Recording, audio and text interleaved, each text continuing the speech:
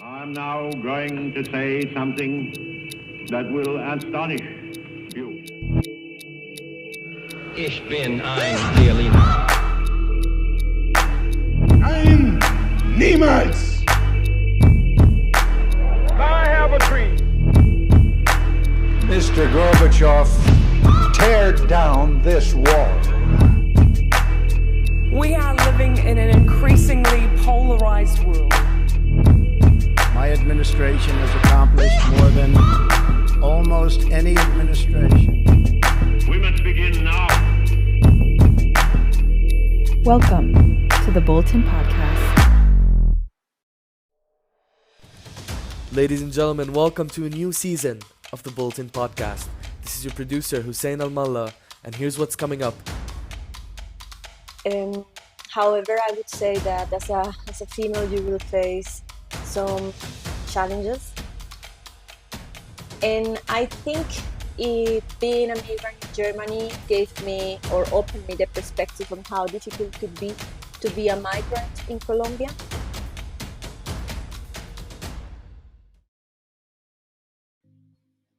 Hello everyone, this is Caroline von Stein, a first-year MPP student. Hi, I'm here Carolina Trichet, also a first-year MPP student. In light of International Women's Day being this month, we bring you a special episode about gender and migration. Carolina, this year's International Women's Day theme was Women in Leadership, Achieving an Equal Future in a COVID-19 World. And this is definitely an important topic to talk about, but instead we decided to focus on gender and migration, female migrants. Why is this a relevant topic right now, and why are we talking about it? Because as females, we endure discrimination daily. But when we became migrants, like we are not at the moment, extra points are added. So race, social status, education. So when as women, we are never looked at as an equal, but we need to work harder to prove ourselves. Here in Germany, 15% of the population is an immigrant. So this topic has a big impact in the country at the moment. Exactly. And to get a new perspective on the topic, we will be talking to Johanna Botia, an alumni of the Brandt School in the Conflict Studies track. She was the Student Council President from 2018 to 2019, and her thesis focused on the reintegration process of indigenous ex-combatants in Colombia after the peace agreement of 2016. She now works at the United Nations Office for the Coordination of Humanitarian Affairs in Colombia as an information reporting analyst.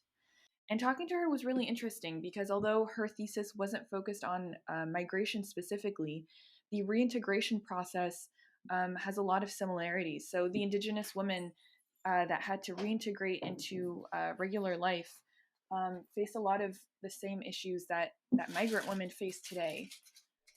So we hope you enjoy the interview. Hi, today in our second episode of the podcast, we have our speaker, Johanna Botia, an alumni of Brandt.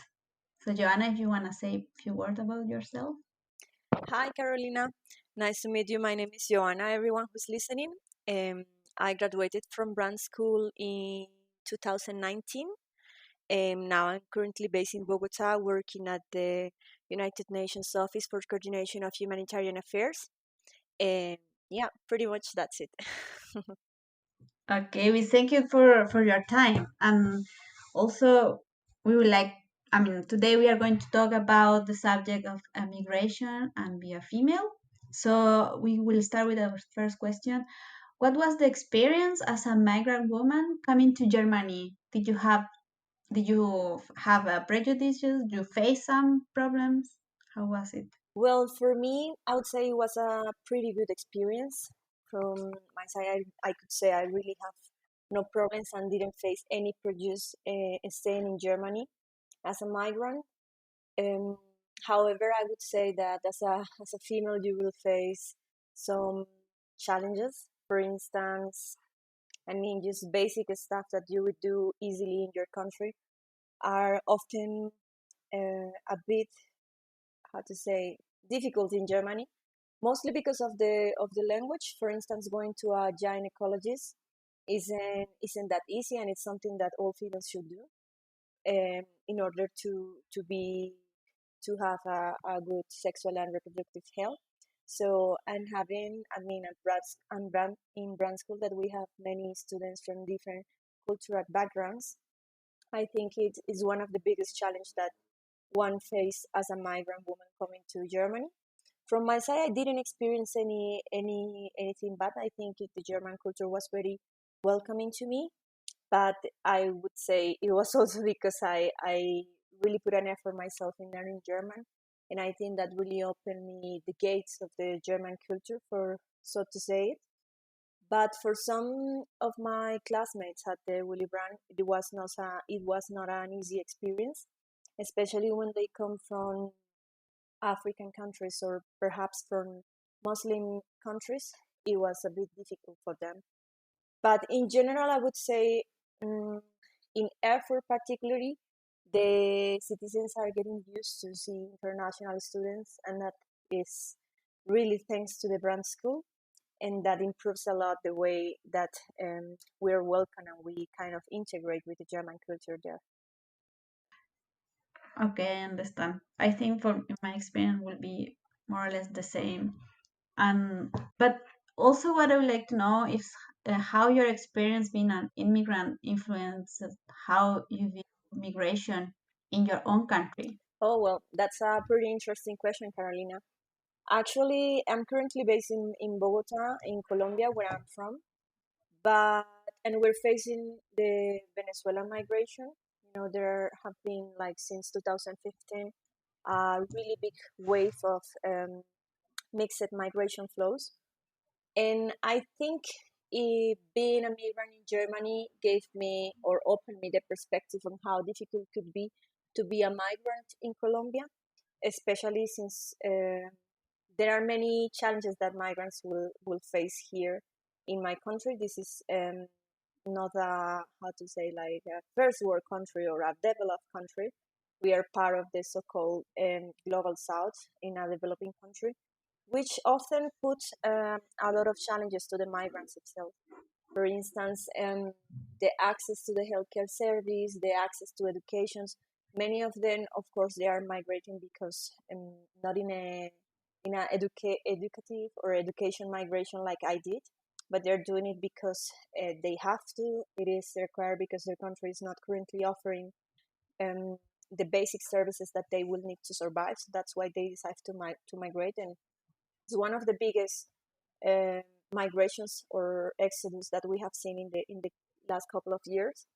So for me, it has been really shocking. For instance, to see in my country, you can see many, for instance, many Venezuelan families on the corners of every block, just asking for money or asking for help to survive in this country, and it is quite complicated. Just last week, I think, or maybe the week before, our government approved temporary protection status to the migrants, which I hope it will help many of the, I think, 800,000 Venezuelan migrants are currently in irregular status in Colombia.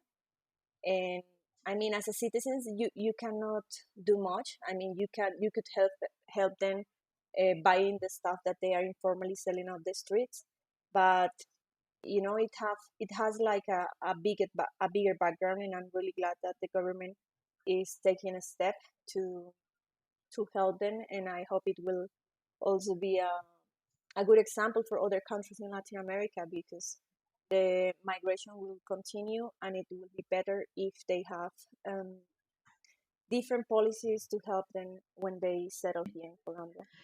And perhaps a final question, like try to like move it kind of perhaps a little bit away of the migration and going into your topic of your thesis. Your thesis was kind of interesting. You were researching in the genus, in the indigenous ex-combat for the peace. So, who? can you tell us if it is how did the topic of gender play a role, or if it is did the gender problem play a role in your research, or is this important somehow make an gender comment about your research? Thank you for this question. You make me think my last 6 months of the Brandt School, which were led by Professor Solveig Richter. I did the conflict track, so yeah, I focused my thesis on the reintegration of indigenous ex-combatants from the extinct guerrilla, the FARC, the Revolutionary Forces of Colombia.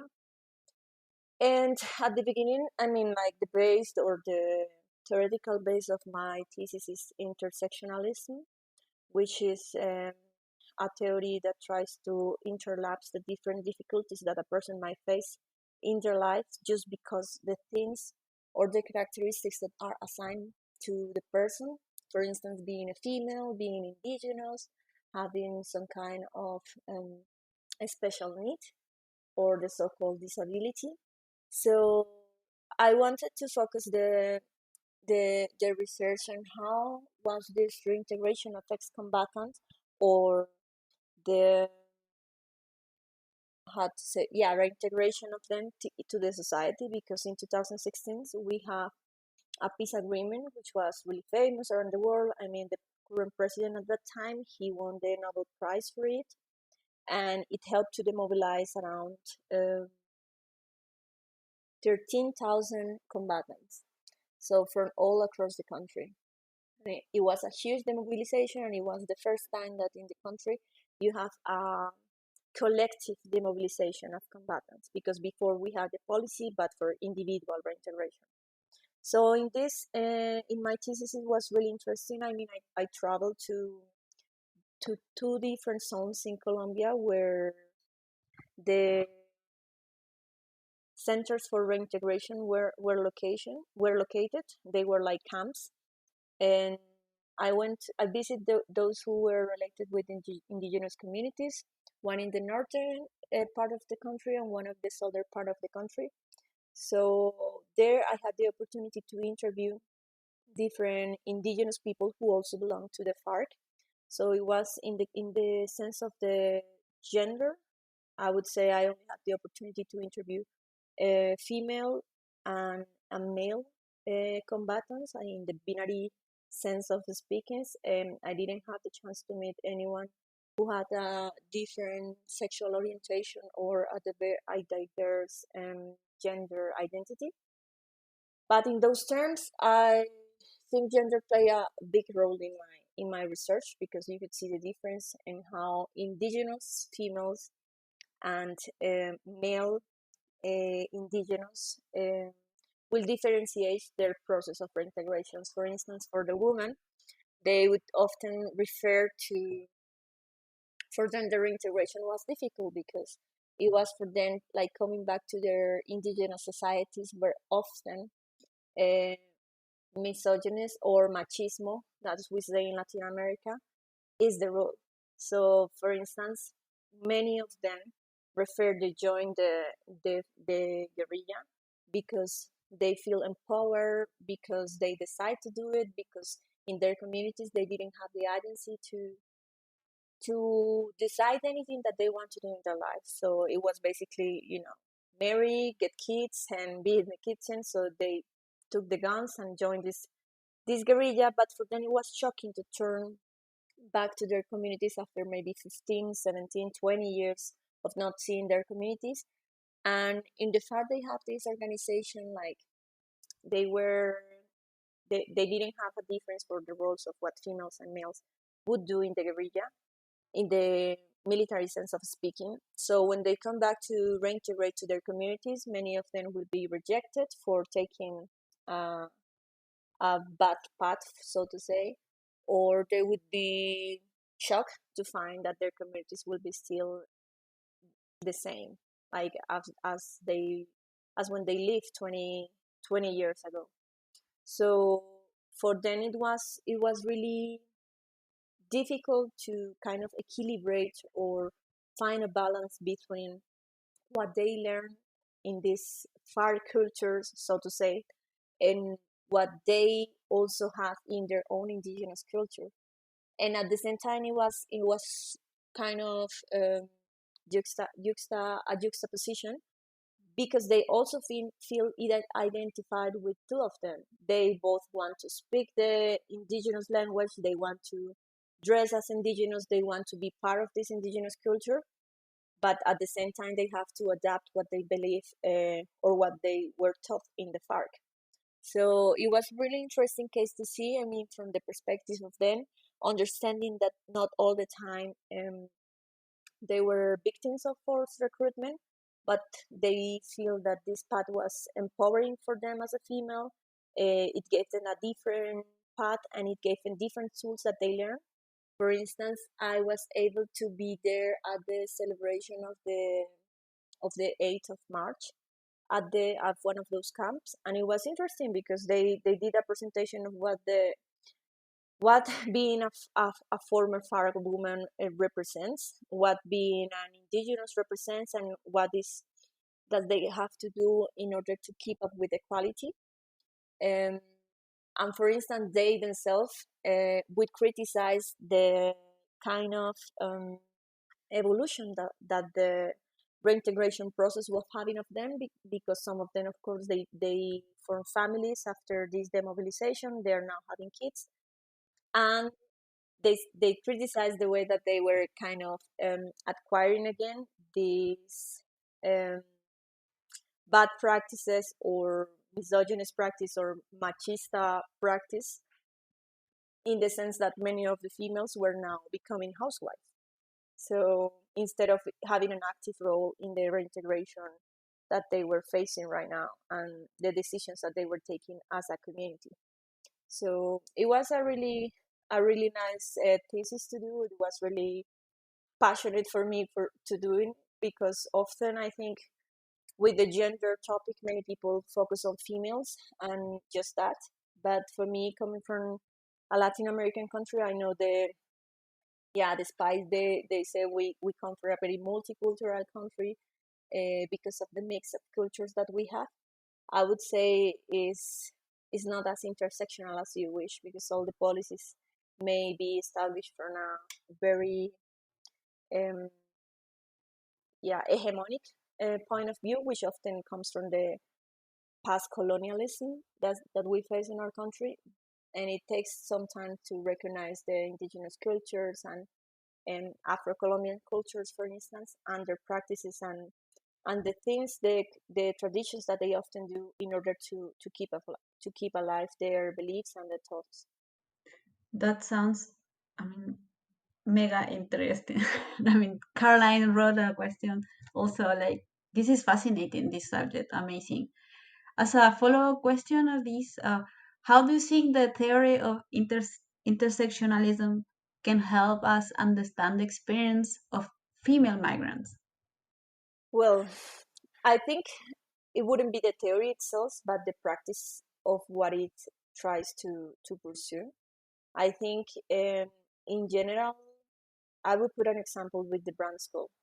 When I was at the Brandt School, I was the president of the student council, and often we get some complaints from different students, male and female, and depending on their cultural background, they will face different challenges in their integration process in the German culture, or in their migration process. Let's say like that.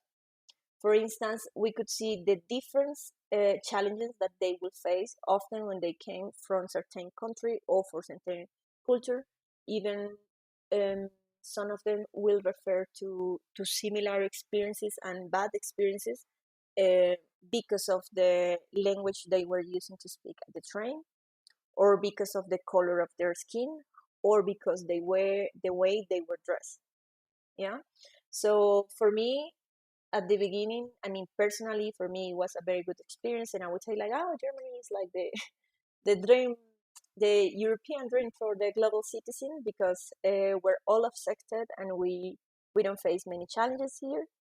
But after hearing the stories of all my colleagues and you know, um, yeah, it was obvious. There is several issues and different challenges that people face depending on these different characteristics that one is born to.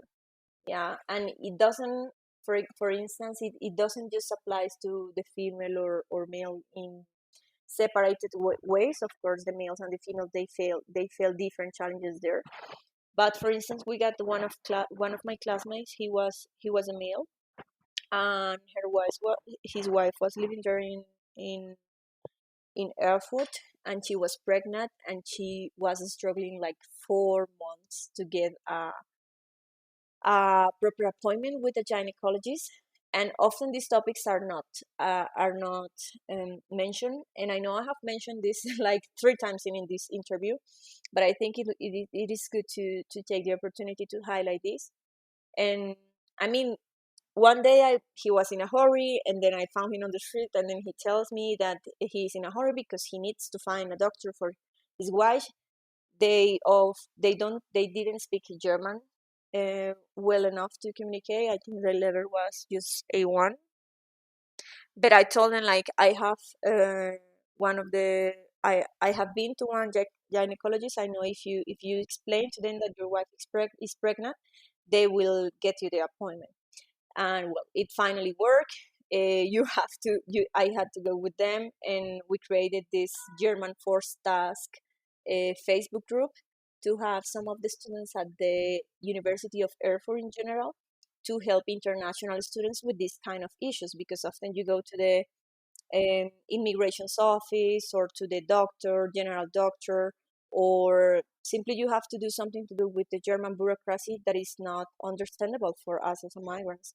And if, in addition to that, you add not the language barrier, but maybe the way we move. For instance, Latin culture, we are often get very close to the other speaker that we're talking to. I'm talking about physical proximity, and that's often seen as a threat to the Germans because they usually keep distance. So I think these tiny little tricks, those are what makes very different the situation for each of us. So I think in case of you want to help one of your classmates or another migrant person that you know in Germany, you have to first talk to them and see what is this characteristic that makes its migration so particular, or the migration that they're facing, any problem with the migration that they're facing, or with the integration in the German culture. um, yeah, because it's specifically, it depends on your gender, on your cultural background, whether you know the language or not, whether your culture are similar to the German or European values, because that's often I would say the main problem for the migrants that are in Germany. Yeah, well, personally, I relate to everything. I think just being a woman, try to go to a gynecologist, not to know the language is very complex, and then the way, if you are new in the country, it's difficult for a doctor to understand that you don't speak the language. And yeah, maybe it's one of the um, challenge, or that we need to focus in the future to help new students, female students, or the wives, or whoever. It's something like normally we don't talk about it. Just go to a doctor, a female doctor. Women, we have female issues, and not, and I know it's complex. I I will personally thank Joanna. I will like to be here like 2 hours more talking about your thesis and all this interesting topic that you just talk about. I think this intersectionality subject is really important. I'm thank you for your time, Joanna. If you want to say something.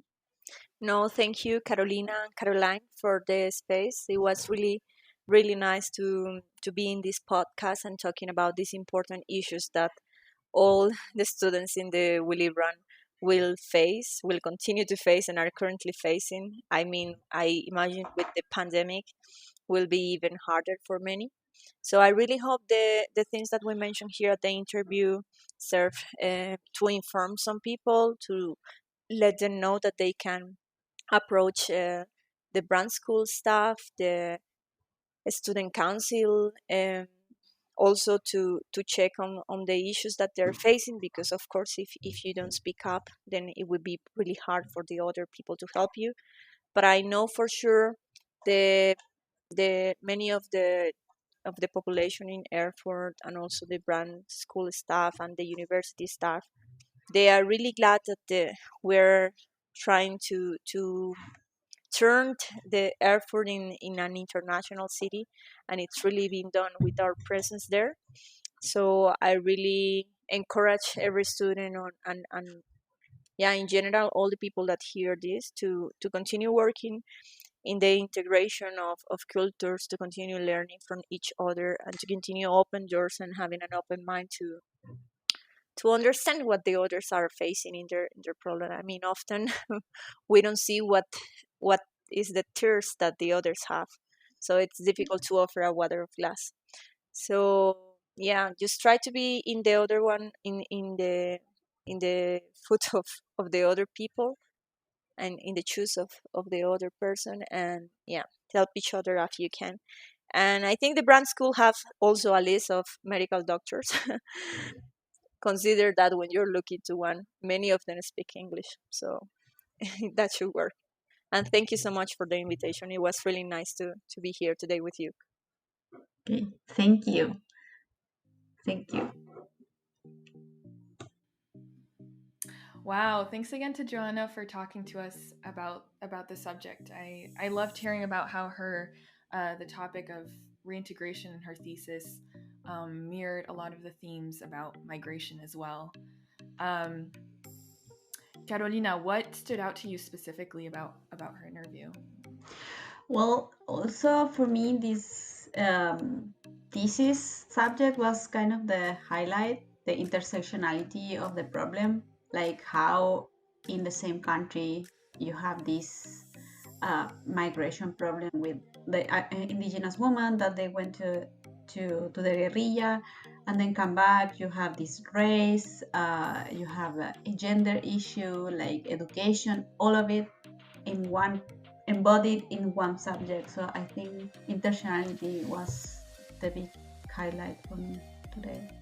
Definitely, and I liked how then she related back to how students at the Brandt School can also think about intersectionality in their own migration experiences.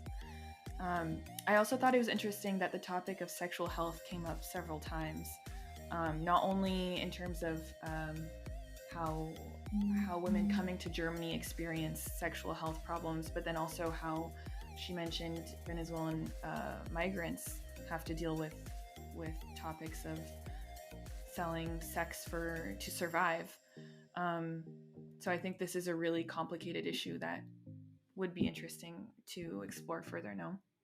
Yeah, I'm agreed. Also, sexual health for women is a subject. Depends, like here in Germany, when you arrive, it is not easy to find like a female doctor or a doctor, and then it's something like women we are not comfortable talking about. I think could be a really good subject for a further podcast.